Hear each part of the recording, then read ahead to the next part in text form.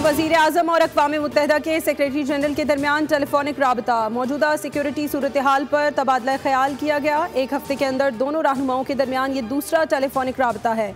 वज़ीर आज़म ने अक़वाम मुत्तहिदा के सेक्रेटरी जनरल की दिलचस्पी और रवाबित की कोशिशों को सराहा। वज़ीर आज़म ने अपनी तशवीश का इजहार किया कि भारत ने अभी तक कोई सबूत फराहम नहीं किया और फिर भी वो इश्तियाल अंगेज़ बयानबाजी और जंग को हवा देने का सिलसिला जारी रखे हुए है।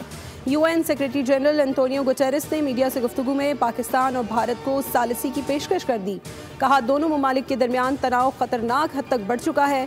पाकिस्तान और भारत तहम्मुल का मुजाहरा करें और जंग से गुरेज करें।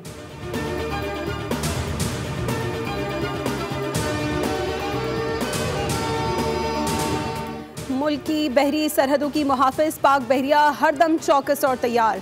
पाक बहरिया ने भारतीय तैयारे P-8-1 का सुराग लगाया और मुसलसल निगरानी में रखा।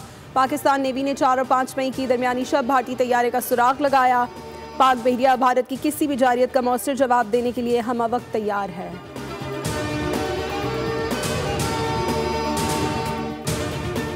और पाक फौज की खैबर पख्तूनख्वा में खुफिया इत्तलात पर मुख्तलिफ कार्रवाइयों में 8 खवारिज हलाक हो गए। शुमाली वजीरिस्तान में ऑपरेशन के दौरान 3 खवारिज वासिले जहन्नुम। जनूबी वजीरिस्तान में 2 खवारिज हलाक। नाइक मुजाहिद खान शहीद। मुजाहिद खान का ताल्लुक कोहाट से और उम्र 40 साल थी। खैबर और बन्नू में मजीद झड़पें, 3 खवारिज मारे गए। खवारिज सिक्योरिटी फोर्सेस पर हमलों और टारगेट किलिंग में मुलविस थे। ISPR का कहना है कि दहशतगर्दी के खात्मे तक जंग जारी रहेगी।